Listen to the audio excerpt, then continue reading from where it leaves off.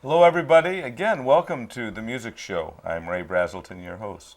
And I'm Nick Rita, co-host. And today on the show, we have the Bristol Mountain Bluegrass Yes. Band.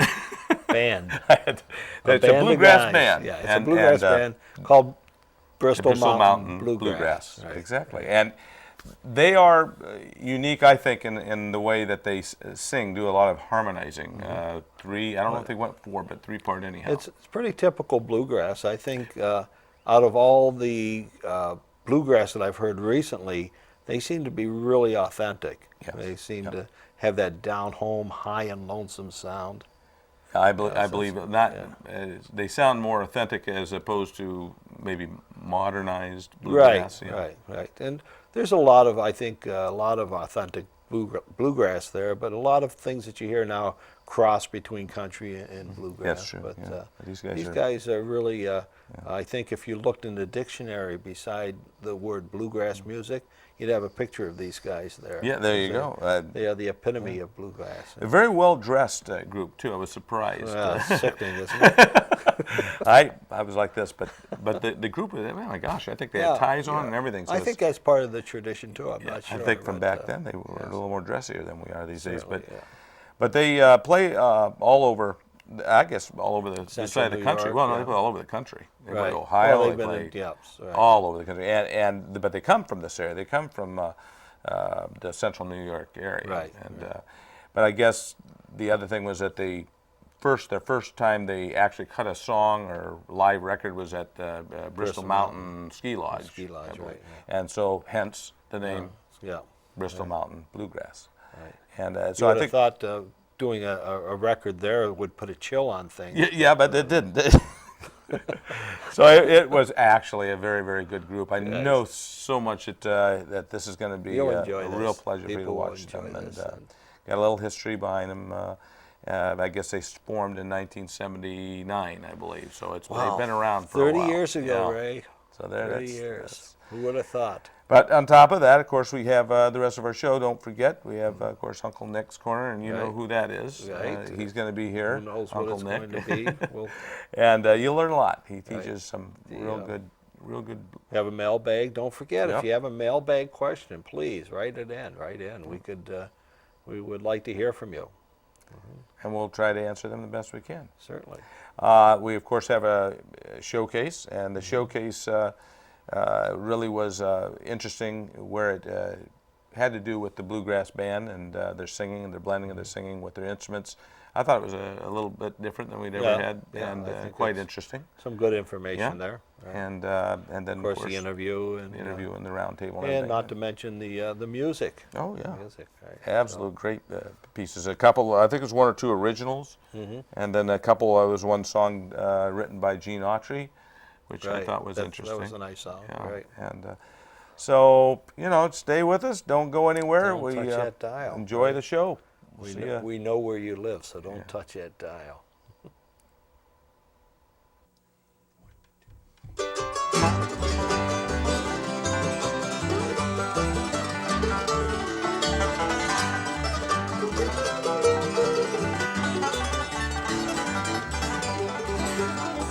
She's from the hills of Kentucky, wavy long black hair, and lips as sweet as warm red wine, no words can ever compare.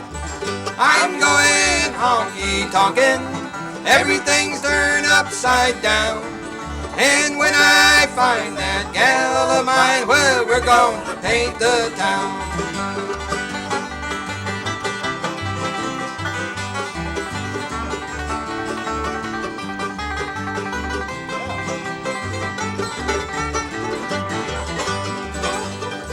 They say we can't get married, they say I'm not worthy of you. But they don't know what they're talking about, they don't know what we've been through. I'm going honky-tonkin', everything's turned upside down, and when I find that gal of mine, well, we're gonna paint the town.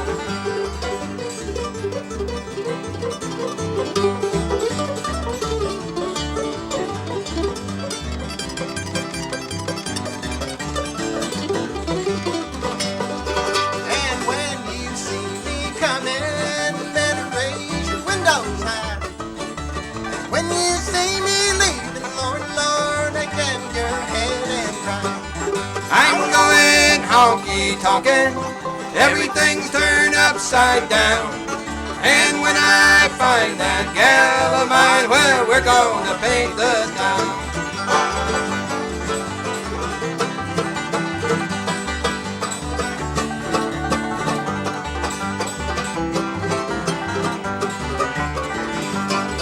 I'm going honky-tonkin', everything's turned upside down.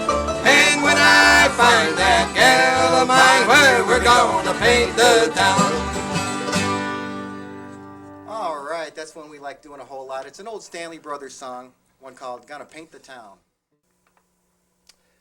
Welcome, everybody, to our interview with the Bristol Mountain Band, and I think I got it right. Well, you were pretty close.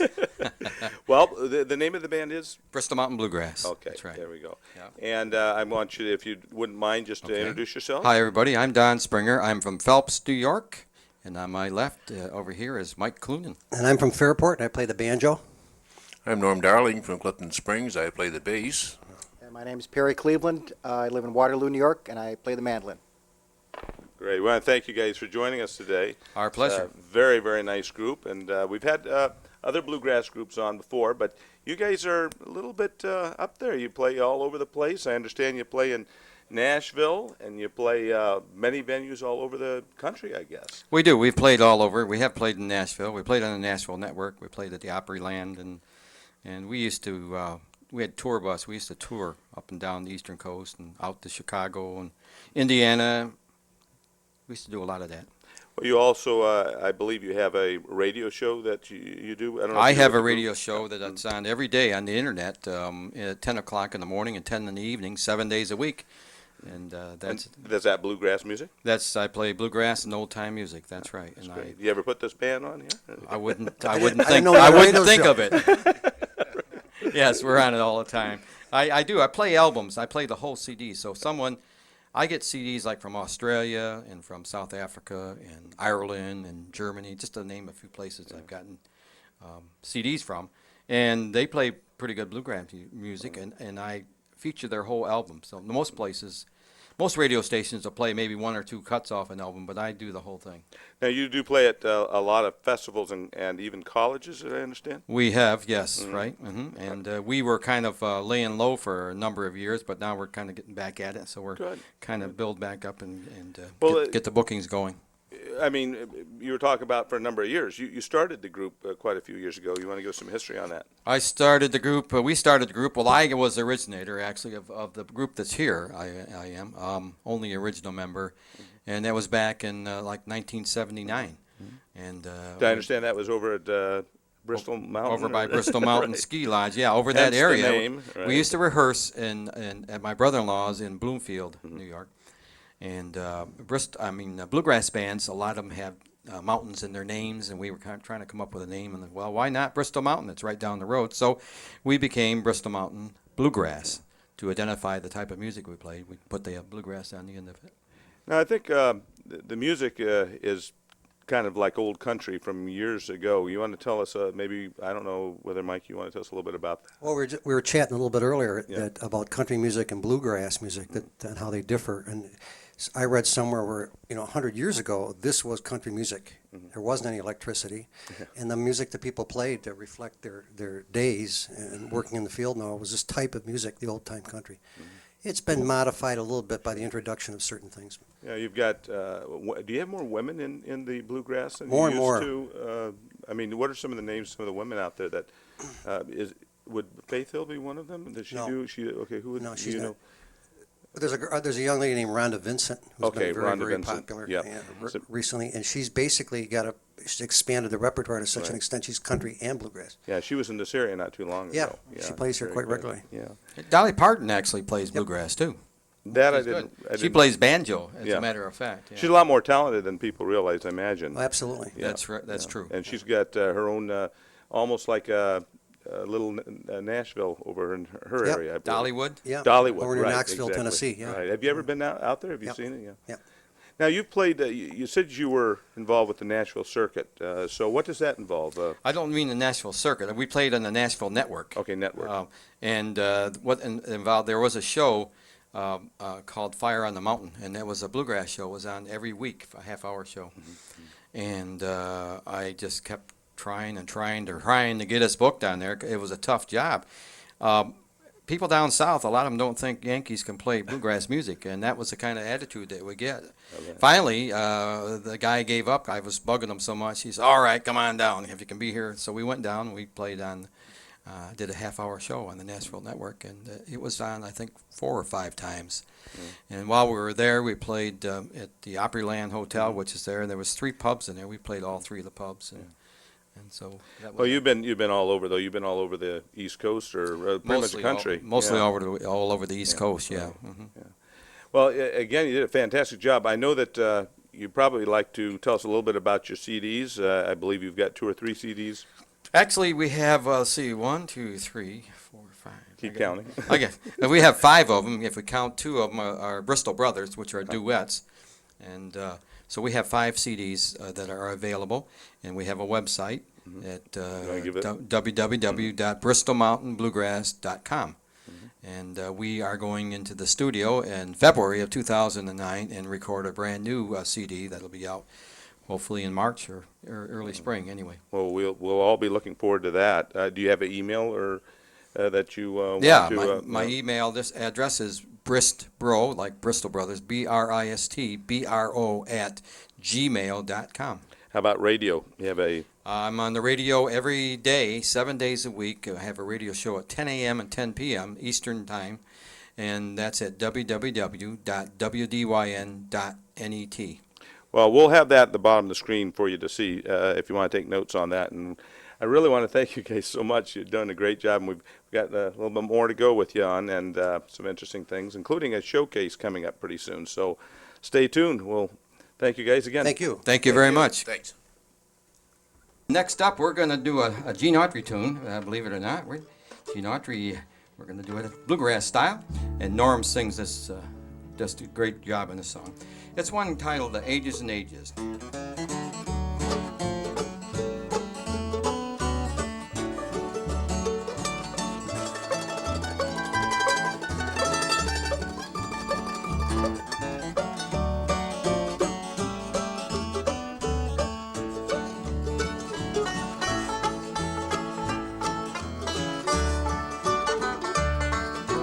I'll never blame you for our last goodbye. Ages and ages ago. And I remember when I made you cry. Ages and ages ago. Something told me when you walked away that my poor heart would hurt me so. And though it happened only yesterday, it seems like ages and ages ago.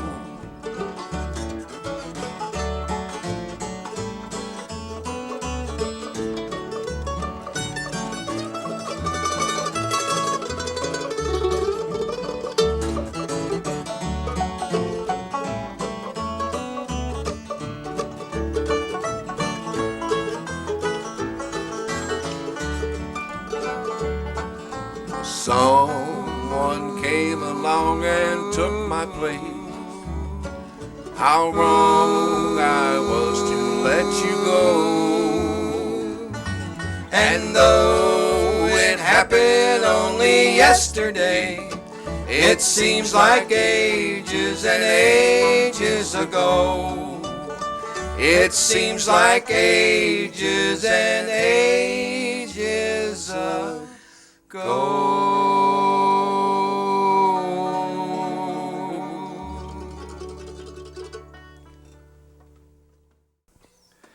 Yes, welcome once again to the music show and our music showcase today, unique showcase with the Bristol Mountain Bluegrass Band. There you go. I don't know, I can't say that. But the Bristol Mountain Bluegrass Band.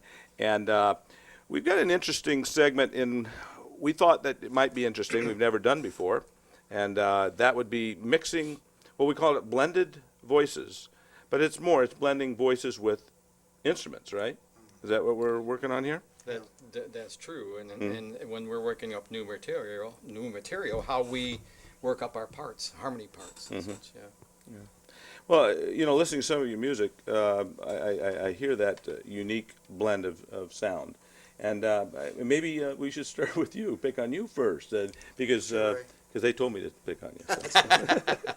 Tell us a little bit about the blending and the discord blending and some of the difference. Well, that's obviously, well, I shouldn't say obviously, but it's our favorite, at least my favorite part of the music is the harmony. That's what draws us a lot, initially right to the music and to the sound. And the thing with bluegrass is it's noted for its harmony and close, basically 3-part harmony. There is some 4-part, mainly more in gospel music, but the 3-part harmony is traditionally the lead in the middle, the tenor on top, like a lead would be here or here, a G note, tenor on top, and the baritone below that. That's your typical stack with the lead in the middle. And then there's all sorts of variations on that where you could put the high baritone above the tenor or like a low tenor below the lead. And A lot of this is derived from the church music too. It's the choruses in the churches are sung in these parts, and a lot of this music started in the churches on Sunday.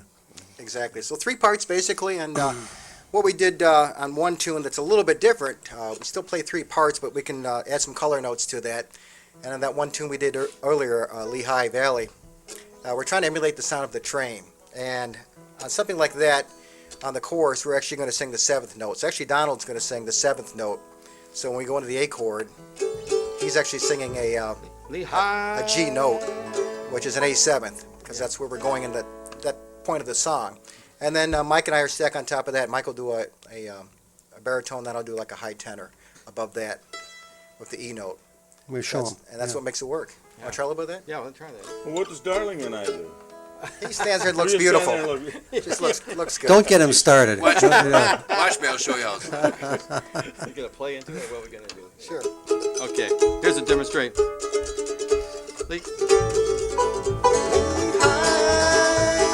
One more time. Lehigh,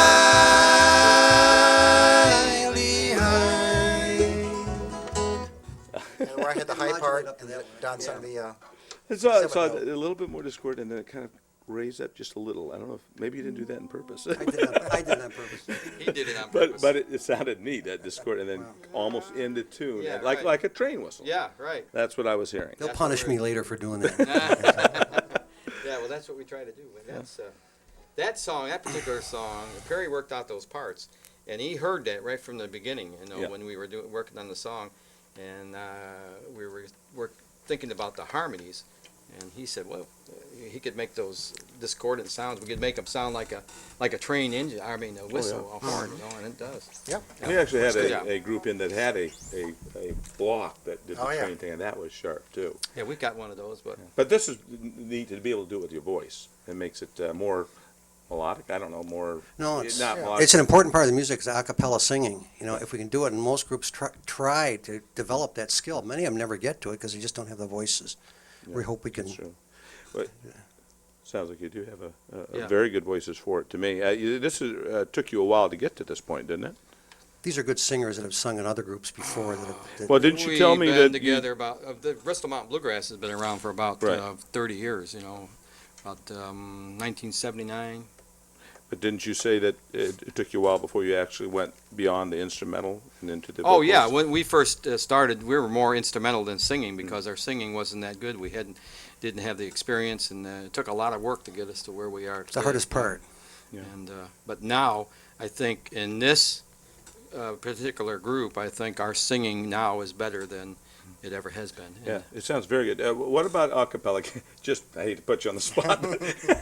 Could you do something a cappella? No. That's good. That answers No, that. we couldn't. On to the next They've segment. gone too far there right now. We could try another song. Yeah, let's do one more because I'd like them, the audience. Fallen leaves. Would it Yeah, let's try a little bit of an old. Fallen Leaves, or you want Who Will Sing for Me? Okay, we'll sing for me. It's great too. Okay. You ready to do Falling No. Leaves? Notice how we agree on everything. Would you We're rather do doing it- Falling Leaves, Norm? I don't care. I don't care. We're doing it a cappella. I like already? Fallen Leaves. Yeah, just play the Okay, let's chord. do. Don. Yeah, I'll just play the chord and we'll do a cappella. This is a song that was written by Grandpa Jones. Fallen leaves that lie scattered on the ground, the birds and flowers that were here cannot be found. All his friends he ever had are not around. They are scattered like the leaves upon the ground. That's what I was looking for. That was great. You guys didn't think you'd do it, and you did a great job on that. You know, do you kind of hear it more, or do you mathematically design it, or a combination of both? I don't think math has anything to do with it because I'm not good at math. Yeah, it's interesting. You It's talked about the seventh. Yeah, right. So that was Right. that's what I was. That's a good point. And some Yeah. of us that Yep. are into that think of along those lines. Others, I think, just fall to the range that normally the Right. voices at, and then So you got to have an ear. You got to have a talent to be able to do that. Something like this. It's changing all the time, though. The old Yeah. school, is sing naturally, don't read music. Yeah, that's Somebody, true. what Pete Seeger said one time, I don't read enough to hurt my playing. Something like that about music. But the new kids have learned music properly. I mean, they know the parts, like Perry. Not that we don't know 'em. Yeah, we know them, but Well, is there anything else we can add to it, or is that? Not unless you want to say a cappella. Well, I will sing a cappella. Okay. Thank you, everybody, for joining us. yeah. And on to the rest of the show. See you later. Thank you. Thanks. Now, we're going to get Mike over here to do a tune for you now. And what are you going to do, Mike? This song is called Blue-Eyed Darling, and it's performed for the most part, I think, by Bill Monroe and the Bluegrass Boys. Okay.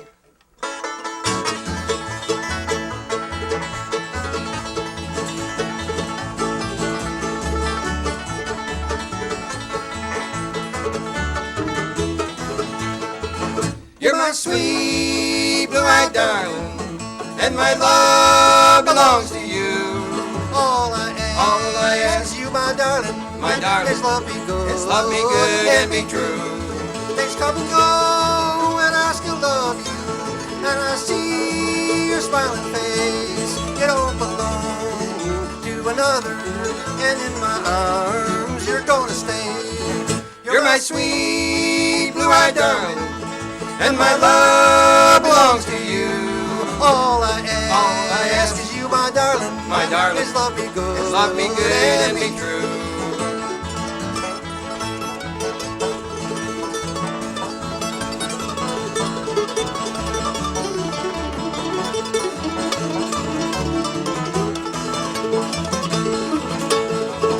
And today I need an answer, and I want to hear you say, don't belong with another, and in my arms you're gonna stay.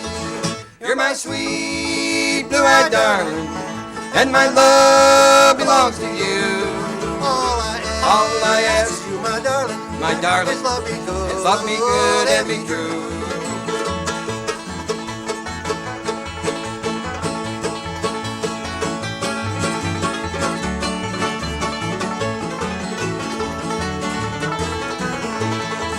You're my sweet blue-eyed darling, and my love belongs to you.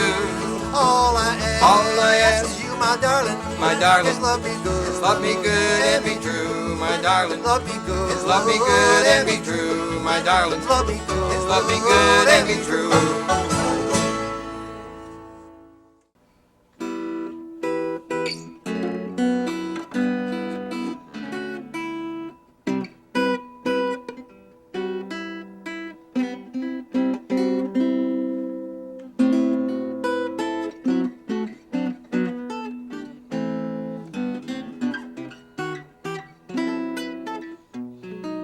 I've been working on this solo for a while, and I think I have it pretty much. When we do chord solos, a lot of the times, the way we generally approach them is most of the times we put the melody up an octave. So instead of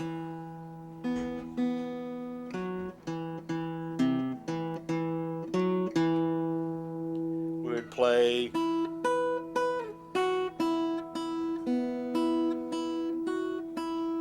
and that gives us room to put the chords underneath. This one here, I think I arranged for pretty much intermediate students, so anybody who would be at that level would be able to easily comprehend this, my favorite things. And I tried to keep pretty much to just normal chords, not a whole lot of substitutes and not a whole lot of fancy stuff, so that it is appropriate for that intermediate student. Well, let's get started. First of all, I'm playing it's in the key of E minor.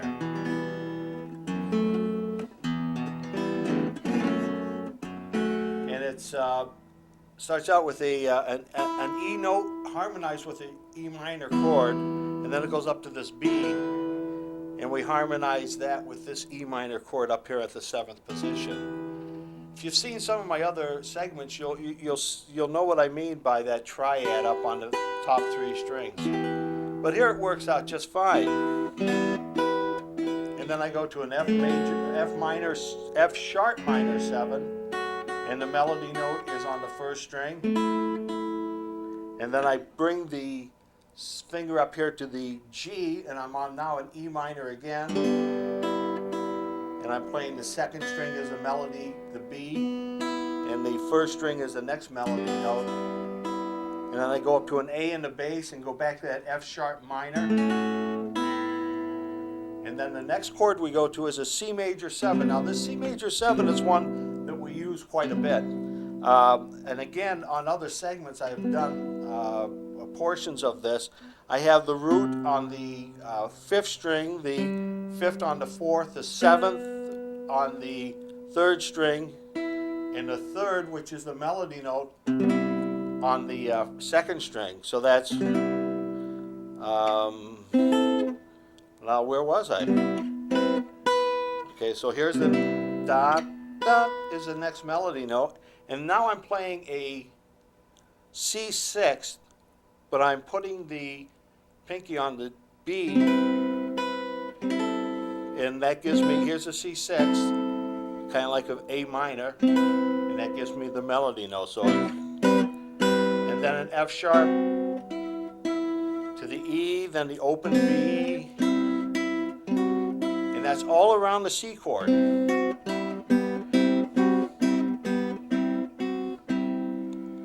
The next chord is an A minor 7, and the melody note is on the 2nd string. And then the continuation of the melody is B, A, so it's, and the next thing I make is a D9, which has the F sharp on the 4th string, C on the 3rd string, and the E, which is a 9th of the chord, on the 2nd string. Then to an inversion of a D7 down to this inversion. So the melody is, and together with the chord, and then this 3rd finger slides down here. Now I have a G major 7 and a G6-9, then the C6. And then we do this little thing. So the melody is, and the bass line is, and together it's, and then continuing up, then an F sharp minor 7 flat 5, that's barring the 5th fret on the 1st, 2nd, and 3rd string, and reaching over and getting the 4th fret on the 4th string. And that's the first verse of that.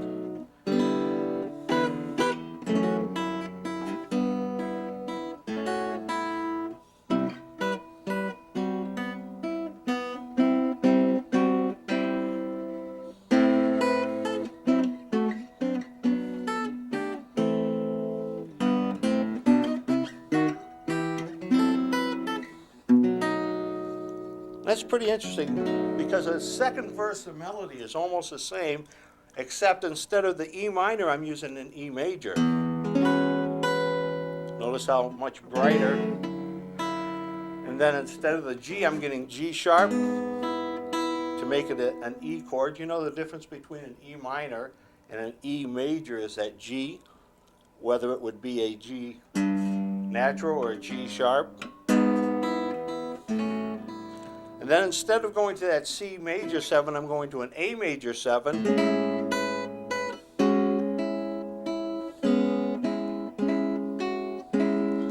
Same melody line, then to the A minor 7, and then that same D9, D7, and G major 7.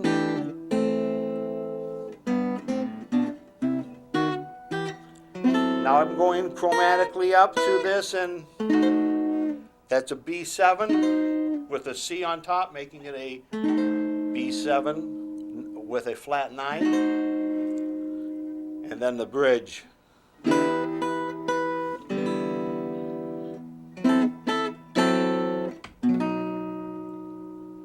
Where was I? When I'm doing it slow, a lot of times I lose it, and then back to the C.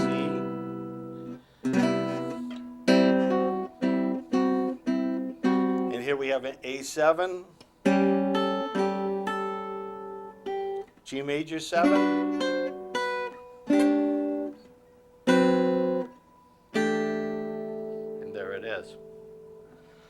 Went through it kind of quick, but if you'd like, I have the tablature for this I put on Guitar Pro. Someday I'm going to do a whole session on Guitar Pro. There's a shareware program on the internet that you can get, and it's really helpful to put things down onto on the computer and then print out. If you're interested in seeing a copy of that, just get in touch with us. The information is down on the screen now.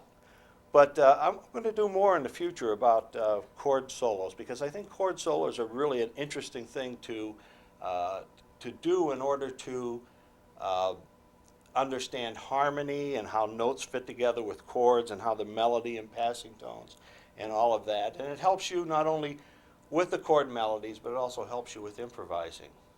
So until next time, we'll be seeing you again. Take care. We're going to do an original song now. This is a song written by Richard Hood, who was an original member of Bristol Mountain Bluegrass back in the 80s, entitled Bluegrass Lullaby. He wrote this on our bus coming on. We're coming back from a festival out in Michigan, way back about 1983 or 4, I guess it was, and he couldn't sleep. He got up and wrote this song. Kept the bus driver awake. That's good.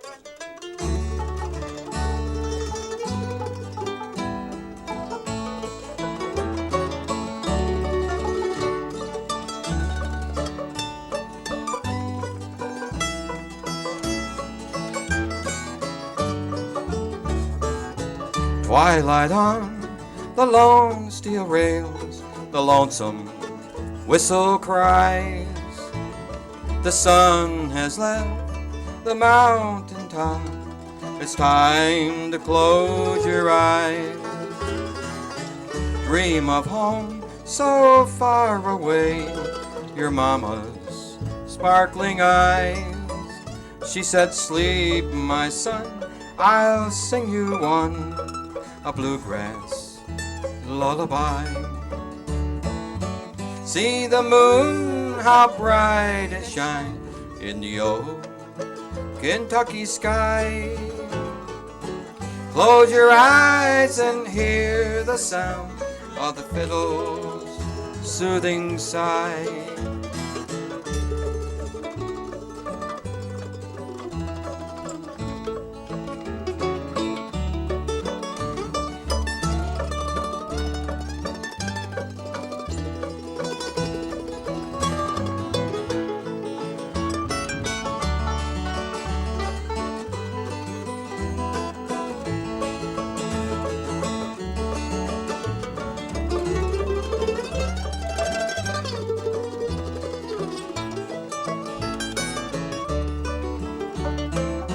See the moon, how bright it shines in the old Kentucky sky. Close your eyes and hear the sound of the banjos ringing high. Dream of home so far away, your papa's sparkling eyes. He said, sleep, my son, I'll sing you one, a bluegrass lullaby. He said, sleep, my son, I'll sing you one, a bluegrass lullaby.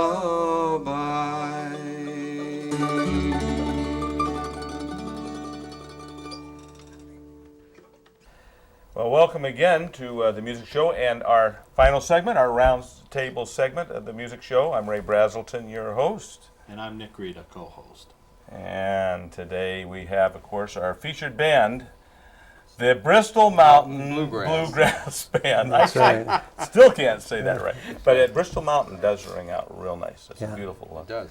And I want to introduce everybody again. Just give us your name, and we'll start with Don here. No, Mike.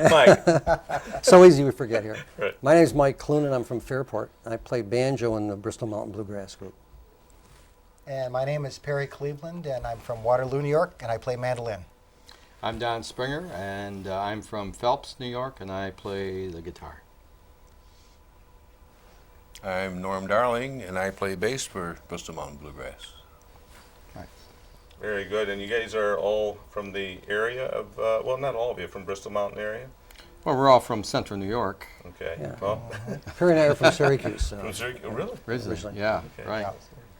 And of course, you met quite a while ago to form this group. I guess, did you say 79? 1979, yeah, 78, 79, we started working things up, getting together, practicing, and doing that. In 79, we kind of got to the basic.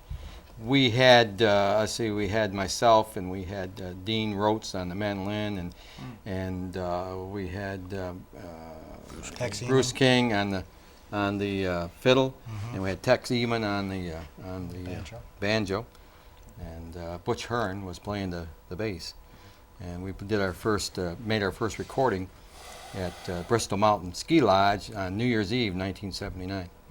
That was fun. Was that a live recording? That was a live recording. Okay, That's you it. told me you didn't do live recording. Now Well, I know. We did it, but it wasn't so good because there's so much noise, background of course. noise. Yeah, and back in 79 too. Yeah. Yeah, back in the old days. Right. That's in the last century, That's Yes. right. Hey, I played over there at that ski lodge one time too. You did? In 79. Did you? All right. Yeah, I was doing. They were skiing while we were playing. Yeah. Think Well, of that. Yeah. I have no comment on that one. Just so that you weren't playing while you were skiing. That's right. Or Yeah. skiing. Like Well, he some was. folks were playing while they were skiing, but Yeah. not music. Well, these guys did a very good job. I really enjoyed you guys a lot today. It was Thanks, Ray. exceptional bluegrass music. Thank you. Very, very seemed detailed to me. And I think what was most exceptional to me was the singing. Because I guess a lot of bluegrass groups don't do as much singing or as much harmony singing as you guys seem to do. We Am enjoy I it. wrong? Or We enjoy it, Ray. It's a staple of bluegrass music. It really is, and it's sort of. The music grew out of old-time country string band music, Right. and then Bill Monroe, the father of bluegrass music, of course, brought in the Scotch-Irish heritage, and then they combined that with the blues sound as well, and that's where you get the music. It was named after, of course, the Bluegrass Boys, Bill Monroe's band back in Kentucky, and but he was known for his high, lonesome sound. And that's still prevalent in bluegrass today. Yeah. Because they really push the keys to the higher keys, a lot of sharps. And the key of B is a big bluegrass key. And if you're able to sing tenor above the lead, up in that key, you're doing something. You're really getting quite up there, especially for a male singer. yeah, I don't think I would very easily be able to sing your kind of music. I'm more Perry Como, and so I don't think I could The do crooner. that. The crooner, right? That's what I do. But You find out who your friends are real fast when you do that. Right. But I guess you play out quite a bit. I saw your material, and boy, the amount of venues you played. I guess after. That's over a lot of years, so Yes, right. remember that. But then there's always a lot of repeats, and then we, for a while, the Bristol Mountain Bluegrass, we didn't have a band together. Richard Hood and I did a duet, and we called ourselves the Bristol Brothers, and for many years that's what we did, and but we just felt like we wanted to get the band back together. So it was fortunate that these fellows were all available, and this version of the band I think is is, in my opinion, the best, and I've been with it from the beginning. That's great. We have to get first to our email. I didn't mean to interrupt you guys, but we do have an important segment of the show we call our email. Oh, the mailbag. The mailbag, right? And that's Wake up, right? Yes, right. We got a question from Tom. Yeah, let's see what. Is that Dick's brother or Harry's? No, Bill Thomas, right? that's just plain old Tom, and he says, "I just changed my strings and my guitar." What was that? That's his first problem Can't right do there. a thing with them, right? And No, he says, "I just changed my strings and my guitar feels different. What is the reason for this?" Put guitar strings on it next time. yeah, right. But- That's kind of an open question. I was going to because say, it all depends. You could if you change strings and you go to a heavier gauge, obviously it's going to play a little tougher. The action's going to be a little higher, and not necessarily would you have to change back to the original gauge, but it would then probably need a neck adjustment to bring the neck back in a line, or to straighten the neck a little bit more. So maybe that's the problem. He didn't say that. Now, if he's experiencing buzzing in the mid-register up around the 5th fret, then probably what happened is he went to a lighter gauge string, and then the neck would bow, and then what would happen there is you'd get buzzing in the 5th, 4th, 5th, and 6th frets. Then up above that it would clear up. So if that's what's happening, that's probably what he did. Those are two common things that happen when somebody changes strings. They'll go either heavier or lighter, and then they'll wonder what's happening. this may not pertain exactly to what the question was, but sometimes people change single strings and try to mix them in with a new set. You break one, you do. And oh yeah, you can break them, or It all depends on which one. Usually the first, if it's a guitar we're talking about and they're played in strings, you're not going to see a whole lot of difference. But when you go to a wound string, you would see a difference in the tonality and the way it sounds. You know what I usually do is when I change strings, I save an old set. Then if I happen to break a string, I pull a string out of the old set, Right. and then it Matches the more ones that matches you're- better. and then later on you can change the whole set. Yeah, Yeah, right. right. Of course, a lot of people keep a spare set with them. I usually do, and although if you're on a gig, you never want to change a whole We set. of we strings. try not to change any strings in our group. We try to keep the same old strings on it. Yeah, it's kinda like, They were in tune when we got them. Why yeah, mess yeah, with yeah, them? right. But I knew someone, probably you guys have as well, that tuning the instrument and so forth, the whole thing, how do you tune the guitar, tune whatever instrument, and when you're first learning, you don't know how to do it. That they just looked at an album cover, and they just put the peg heads the same direction that it was on the album cover. I wonder why it didn't work. We were jamming one time years ago when I was just a teenager on our front porch, and we set our instruments down to go and get a drink of water or something. We come back, and one kid who's always hanging around says, "I tuned your guitar." And we looked at him, and he aligned all the pegs. There you go. It sounded great. Where is he today? Right. He didn't make it. Well, we want to thank you, Tom, for the question, and if you any do other have questions, you could, any questions, just Natural for it to see be different. That's right. yeah, just make sure that you feel free to write in or email us. Either way, it's right on your screen. You can just write or email to us, and we'd be glad to tenor any of your questions. 10 or 15. Right. 10 or 15. So, getting back to the group, that was kind of an interesting That's an answers. interesting segue. Interesting answers. But again, you've been around, like you said, for a lot of years doing this, and I know you played many county, probably a lot of bluegrass festivals all over. All over the Yes. United States, All over. But you've done colleges, did I understand? Yeah, we played a lot of colleges, and You get college interest venues. from college kids on. Pardon me? You get interest. You know, interest from college yeah, kids. believe it or not, you might not believe it, but a lot college kids like bluegrass music. You know, we always, when we play at college, always have a big Yeah, crowd. Big. Yeah, big crowd comes out. Yeah, especially the girls. Yeah, well, that's good. You want them Hey, busting your door down. that's true. And also, of course, you've played on you played in Nashville for a what? We played in Nashville. There was a show called Fire on the Mountain that was on every week on the Nashville network, and it was a half-hour show. And we went down and did a half-hour show, and it was on. Was this live or taped? Well, it was taped. Yeah, taped live. But it was every week. Every week, yeah. Right. And the week that we did our show, we recorded a show, and right behind us, Ralph Stanley was coming up next, and he was ready to go. He was appearing in Rochester this weekend. Yeah, PBS. Coincidentally, yeah. Right. 80 years old. Was he on PBS himself, or He's no? been on everything. Yeah, he's a staple. But you guys were just on PBS. Yeah, we were over at WCNY in Syracuse. Okay. Last weekend we were on. We did Bill Knowlton's. Bill Knowlton has had a show called Bluegrass Ramble on WCNY for 36 years. Yep. Every Sunday night, and 9 to midnight. He's the longest running continuous bluegrass disc jockey in the United States. A wonderful guy. Yeah. Has us down there for appear whenever we for fundraising. And he wears the wildest pants. You'll never believe what if you wouldn't see this guy. Getting to radio, want to make sure we cover. There's a couple of things I want to cover. I know you have a radio show. Maybe you can run through that kind of quickly for us. I do. I have a radio show every day on the internet. It's at www.wdyn.net, and it's an old-time bluegrass show. 10 o'clock in the morning, 10 o'clock at night. That's East Coast time, and I play, as I said, old-time and bluegrass music. I feature albums, and so I play the whole albums. A lot of times, bands have albums they'll send to radio stations, and they may play one or two cuts off them, but I play the whole thing, so they get the whole thing. And it goes out worldwide. Yeah.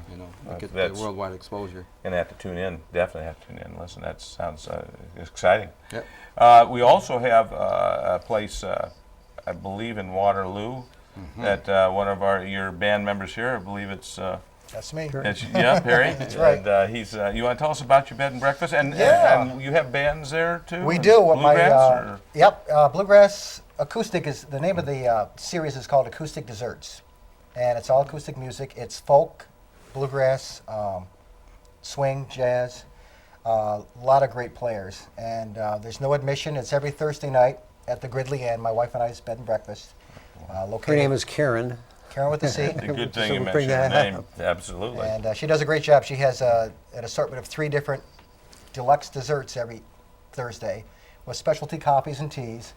So there's refreshments available, and then there's no admission, and you just come on out and hear some great acoustic music. Boy. Thursday nights in Waterloo at 36 West Main Street. If I could, Tell them about your new venture concerning the bed and breakfast. Well, economically, Yeah, we were trying yeah. this time of year it's kind of slow. We're kind of like a half-year business, but so we wanted to append the business and get a little bit more income. So Traffic, I yeah. also had some training in funeral directing. I'm a licensed funeral director for New York State, and we decided actually to add a funeral parlor on the back of the B&B. And it's just, we're kind of new, we don't know how it's going to work out, but we already got a name. We're going to call it Bed Bath and Beyond. But I think that's Good taken, job. So, I bet you that's yeah, great. thanks for Yeah, be mentioning careful. Yeah, Be careful it is. which door you come in the place. that. Right. All those posters about people choking, we took those down. No more Heimlich maneuver stuff. You'll be fine. Walk it Very, off. very, Walk it very off. good. That was great. Now, you're in. How long have you been with the group, Mike? Not too awfully long, and probably not too awfully long in the future here, after tonight. Well, we love it. You gotta stay in. You gotta stay in. About a year. Just regarding Perry's Place, I think it's a novel venture. Waterloo is the birthplace of Memorial Day. That's right. Yep. And there's a lot of historical significance there. And it's a beautiful place. It's all laid out, so there's performing acts there every week. Right. Every Thursday. Every is there? Thursday, yeah. Every Thursday, and great desserts. And it's really a neat venue to go and listen to some I music. mean, your fellow band members here just can't say enough about we your love place. it. That's right. Gets the Karen. biggest crowds. Karen makes the best scones in the Yeah, it's just a lot of whole fun. area. Everybody goes there likes it, so, yes. Yeah. Well, again, getting back to you, you're actually in for. You've been playing for about a year with them, or? Yep, Yeah. I've been playing band. I was thinking tonight, though, my first job on the banjo was the night that President Kennedy met his demise. It was the first job that I ever had, so I've been playing quite a long time. But Perry and I are both from Syracuse, knew each other back a long time ago. But hey, it's a wonderful time. Yeah, well, it's great to have you here, and I did want to mention that we appreciate Norm being with us again. This is his second television appearance. He was on our show with Georgie Porgy and the pickup, what was it, tailgate, had a name for that band. Can you remember what that was? For Georgie Porgy? Yeah. Georgie Porgy's band, the tailgate something or other. Yeah, right. So we're happy to have you. We do want to mention that you have CDs. I'm glad you brought up to me there. We have CDs that you've made, several. You want to tell us a little bit about them? I do. We have CDs. I have five CDs. And the first three here were originally on long play, short cells, you know what I mean, 33 and a thirds. This is my Bristol Mountain home. And our next one was Darling LLE. That was our second. And then our third one was on LP, Saturday Night. That's actually the Smith Opera House in Geneva. We played there that night. And these CDs are all available at our website at www.bristolmountainbluegrass.com. And then we have two Bristol Brother CDs. Those are available also at the same website. This one here is phenomenal. Is it over here with the banjo on it? Yeah, that's a beautiful one. And there's a Christmas song on this one. This is on the old style. It's called Paper and Bow, and it was written by Richard Hood. It's a beautiful song, beautiful Christmas song. Well, it sounds like you've been going places, and you're going to continue to go places. So we're have to have you back in sometime and to tell some of your stories. We'll play it at the drop of the hat. So you want to drop a hat, we'll play. Well, thanks very much for taking Thank the you time. very much, guys. Thank you for having us. Appreciate having you. Okay, good. Barry. Thanks. Don. Thanks, Ray. Norm. I got 2 seconds to mention that I drive for D&D Freight on Basket Road in Webster. We haul for Mott's. We transfer and shuttle back and forth to their warehouses and stuff. But I just give D&D a little plug. Absolutely, that's great. That's what we want. We want people that can be recognized for. Norm learned how to play bass in Yankee Stadium. Yeah. In Yankee Stadium, did you? 5th row, second seat. I remember it well. First base? That's why it's so hard base. sometimes Second in this base. group. Yeah. On that note, thank you, ladies and gentlemen, for joining us on the music show, for joining us on with this great group, bluegrass group, very popular group. It's been around for a while and playing just all over the place, Nashville, and it's just great that we were honored to have you with us. Thank you again. Thank you for having us. Thank you. And thanks, Nick. Thanks, Nick. See ya. We have time for one more here, and we're going to get an original tune that was written for us back in 1981, and we just now got around to rehearsing it and working it up, and we're going to be going in the studio quite soon and recording a new album, and this will be on the album. And it's another train song, in country music. You'd have mom and apple pie and trains, right? That's what you need to have in order to make a successful country. Long to do our next song. Yeah, that's true. But anyway, this is called the Lehigh Valley Flyer, and we worked on this the chorus, the harmony on the chorus. Perry actually worked it up, and got it so it sounds, we think, something like a train horn. So we'll see how it goes. Here's the Lehigh Valley Flyer. 2, 3.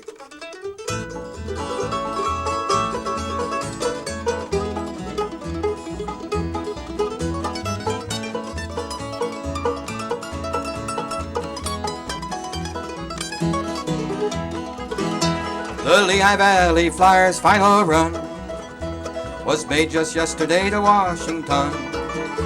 And the hobos used to riding were stuck there on the siding with a rusting stoplight rusting on the sun. No calling out the depots anymore, from Buffalo down to the eastern shore. With her boilers red and glowing and her lonesome whistle blowing, she slipped into the yards at Baltimore. Lehigh, Lehigh, Lehigh, Lehigh Valley Flyer.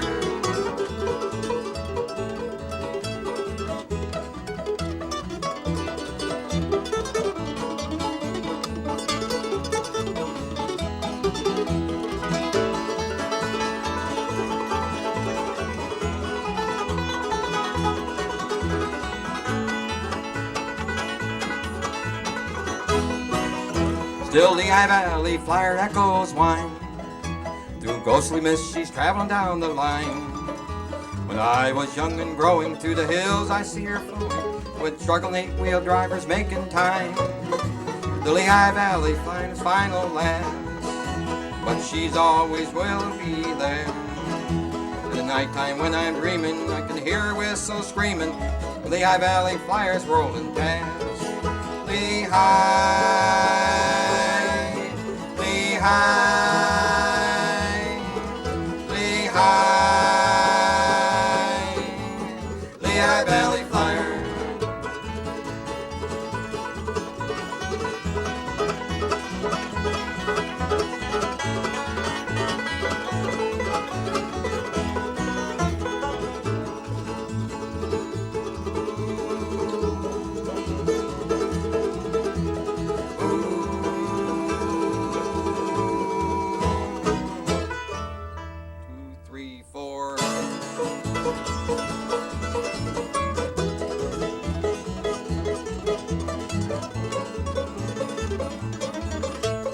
Lehigh Valley Flyer.